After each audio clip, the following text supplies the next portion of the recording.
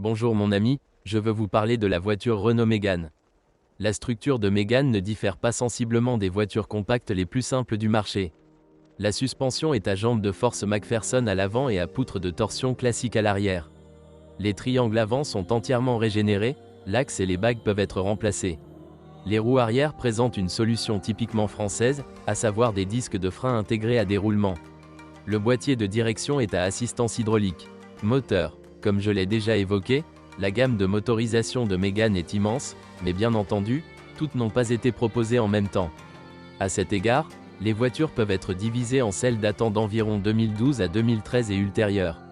Également dans le cas des diesels, même si ici la division n'est pas si importante.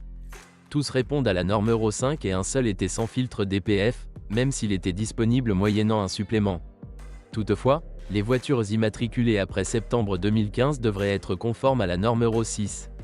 Les changements les plus importants intervenus au fil des années sont les débuts de deux moteurs. En 2012, lors du premier lifting, le moteur essence 1.2 TCE à injection directe a fait ses débuts. Et il a progressivement remplacé le 1.6 atmosphérique.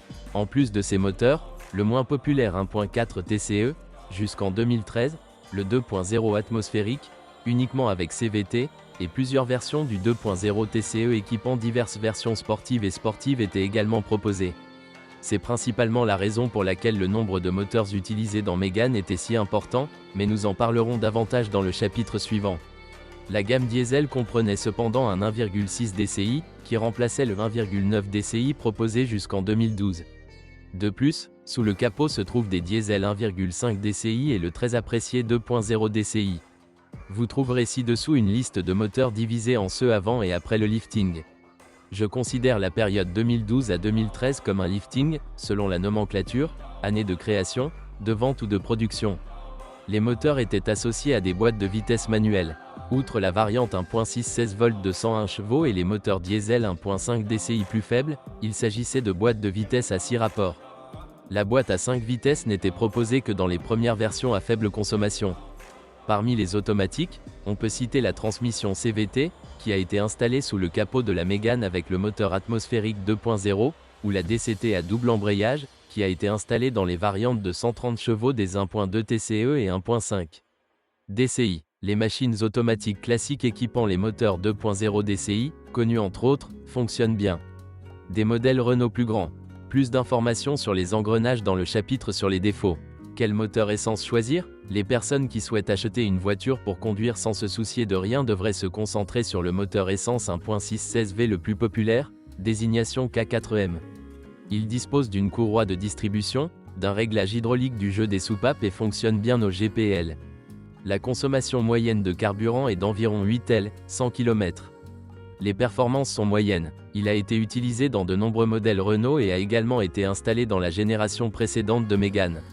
Certaines personnes prétendent que la variante la plus puissante de 110 chevaux est un moteur Nissan, le moins bien noté H4M, mais ce n'est pas vrai. L'unité japonaise a une puissance de 115 chevaux et a été installée dans d'autres modèles, notamment en Dacia. Le principal domaine sur lequel se concentrer est l'entraînement de distribution avec le mécanisme de distribution variable des soupapes, qui doit être remplacé régulièrement tous les 100 à 120 000 km. Le prix de l'ensemble de remplacement est d'environ $250. Dans le même temps, la partie supérieure du moteur doit être scellée. Le deuxième très bon moteur essence est un moteur turbo de 2 litres plus puissant, bien qu'il s'agisse d'une variante de moteur plutôt rare et que les voitures conservent bien leur prix. J'ai traité la désignation TCE, apparue un peu plus tard, de manière assez générale dans ce texte, sans division claire, car il n'y a pas de division stricte en moteurs appelés turbo et TCE, c'est seulement une question de nomenclature. Sans exception, ce sont des unités Renault F4R connues pour leur énorme durabilité et leur fiabilité. Ce moteur fonctionne également bien au gaz. La consommation moyenne de carburant est d'environ 9 L, 100 km, mais avec une très bonne dynamique. C'est le deuxième moteur que l'on peut qualifier de sûr, et en même temps la voiture ne perdra pas de sa valeur avant un certain temps. Si vous vous souciez de la dynamique, ce véhicule est fait pour vous. Le moteur essence le moins courant est un moteur atmosphérique de 2 litres associé à une CVT. Il s'agit déjà d'un moteur M4R avec une chaîne de distribution.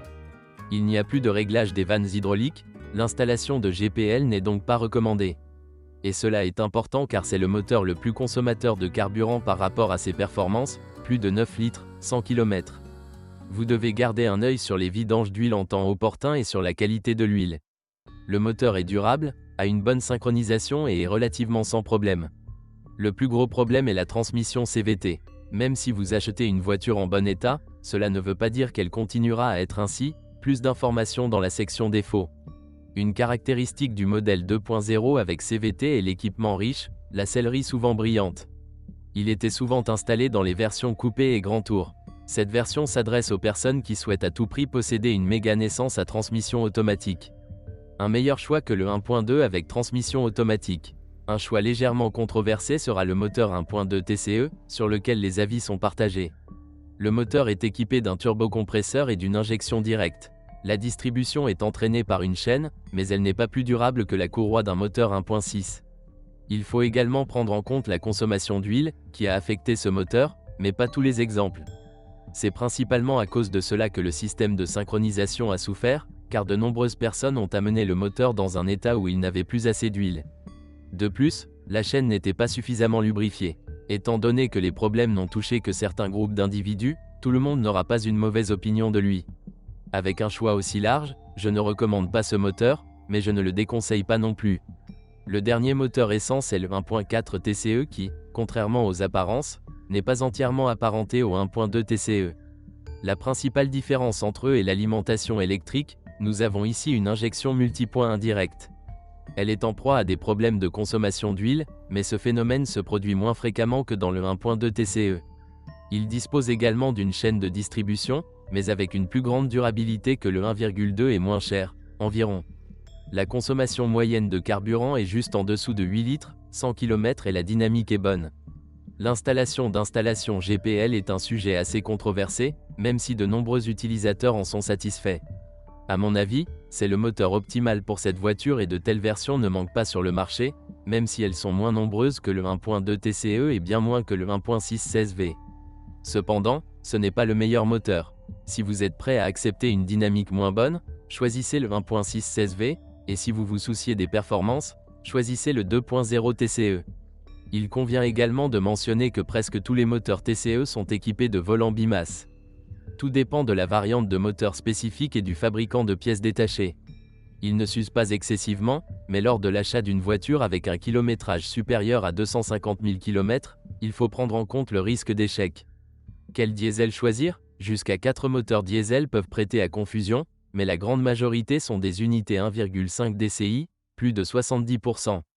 Il s'agit d'une bonne conception raffinée avec un système d'injection durable et avec des vidanges d'huile plus fréquentes. Il n'y a aucun problème avec le turbocompresseur et les bagues. Ce moteur est presque toujours équipé d'un volant moteur bimasse et d'un filtre DPF. Le plus gros avantage du plus petit moteur diesel est une consommation de carburant allant de 5 à 5,5 litres, 100 km, quelle que soit la version. Pour les personnes soucieuses de la dynamique, je recommande des variantes de plus de 100 chevaux, mais surtout des moteurs différents. Le moteur de 90 chevaux fonctionnera bien sur de courtes distances, pour circuler en ville, mais pas nécessairement pour de longs trajets. Les inquiétudes concernant la durabilité du système d'injection sont justifiées, et les injecteurs eux-mêmes ne sont pas les moins chers, mais le 1,5 DCI se situe dans la moyenne de ces moteurs. Il en va de même pour d'autres pièces, telles que le turbocompresseur, le volant bimasse et d'autres éléments du système d'alimentation électrique. Le timing est entraîné par une courroie. L'entretien de ce moteur est relativement peu coûteux car il s'agit d'une unité bien connue et populaire sur le marché. Ce sera un peu pire avec le moteur 1.6 DCI qui, bien que jouissant d'une bonne réputation, ses pièces sont nettement plus chères. Même le timing se fait par une chaîne. Ce diesel dispose d'un système de post-traitement des gaz d'échappement plus avancé, donc tout défaut dans ce domaine entraînera des erreurs. Dans de rares cas, la tête de cet appareil se fissure, à cause d'un filtre DPF obstrué. La consommation de carburant avec ce moteur est d'environ 5,5 L, 100 km, mais la dynamique est nettement meilleure qu'avec le 1.5. Il est intéressant de noter que ce moteur a été conçu pour répondre à la norme Euro 6, mais Renault a retiré la vente de ce modèle immédiatement après son entrée en vigueur. Il s'agit du successeur du moteur 1.9 DCI, utilisé dans ce modèle jusqu'en 2012 et considéré comme très durable. C'est aussi le moins cher à utiliser. Bien que la consommation de carburant soit légèrement plus élevée, environ 6 L, 100 km, et sa dynamique soit aussi bonne que celle du 1.6 plus petit et plus moderne. Le moteur diesel le plus apprécié de Mégane est le 2.0 DCI. Un avantage supplémentaire de ce moteur est la puissance à partir de 150 chevaux, et de bonnes transmissions automatiques. La compacte française équipée de ce moteur est une « fusée », et à la fois économe, environ 6 L, 100 km, bien que rare. Ces versions plus puissantes d'une puissance de 163 chevaux étaient proposées en GT. Il n'y a pas de réserve majeure sur la motorisation. Il arrive parfois qu'après un long kilométrage, les bacs s'usent légèrement et doivent être remplacés. Mais cela se produit principalement dans les moteurs lubrifiés avec une huile inappropriée ou dégradée. Ce qui ne va pas, c'est-à-dire les défauts typiques.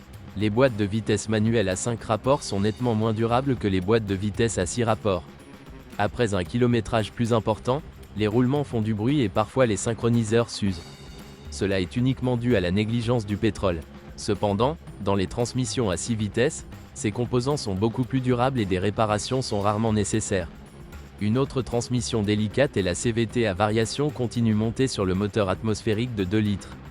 Entretenu avec soin, vidange fréquente, et sans abus, il durera facilement plus de 200 000 km, mais si vous voulez conduire de manière dynamique, pas avec cette boîte automatique. Premièrement, vous le détruirez rapidement, et deuxièmement, ses performances sont toujours comparables à celles du 1.6 plus faible et d'une boîte de vitesse manuelle. Les réparations des boîtes de vitesse DCT montées sur les unités 1.2 et 1.5 peuvent potentiellement représenter une dépense importante. Il s'agit de transmissions Getrag à embrayage sec et d'une conception plutôt délicate. Et il existe toujours un risque de défaillance du mécanisme de changement de vitesse lui-même. Cela n'en vaut pas la peine. La seule transmission automatique qui n'a pas d'objection majeure est celle montée sur le moteur 2.0 DCI. Cependant, il ne faut pas oublier son bon entretien. Vous devez également savoir que le moteur a le potentiel d'augmenter la puissance grâce au réglage des puces, mais la transmission automatique n'aime pas vraiment cela. Il n'est pas du tout surprenant que Renault Mégane souffre de défauts électriques mineurs et plus graves. Il se détériore, entre autres, les ventilateurs du système de ventilation, les panneaux indicateurs, certains numériques, et les utilisateurs doivent s'habituer pendant longtemps aux lectures numériques du compteur de niveau de carburant. De nombreuses voitures ont vu leur feu stop de haillons remplacés, et les feux arrière peuvent ne pas fonctionner en raison de dommages au fils du caoutchouc qui relie le haillon à la carrosserie. Il y a des fuites dans le système de commande d'embrayage autour de l'actionneur à côté de la pédale d'embrayage. Il s'agit du même liquide hydraulique que celui du système de freinage. Nous apprendrons un niveau de liquide trop bas grâce à l'ordinateur de bord. Il peut s'agir d'un témoin signalant une défaillance du système de freinage, du système anti-patinage ou du moteur.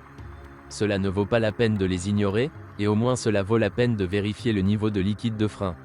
La carrosserie est généralement bien protégée contre la corrosion, mais il n'y a pas de bons avis sur la rigidité. Les voitures post-flotte ont souvent de la peinture craquelée, notamment sur le toit, ou des points de montage des butées de portes cassées. Les seuils ne résistent pas à l'épreuve du temps, car ils sont le seul élément mal protégé contre la corrosion. Les bords des ailes frottées par les passages de roues en plastique rouillent également. Cependant, sur les modèles plus anciens ou ceux ayant un kilométrage plus élevé, des taches apparaissent sur la carrosserie. Cela est dû au fait que Renault utilise une fine couche de zinc, facile à endommager, et en dessous se trouve normalement de la tôle rouillée.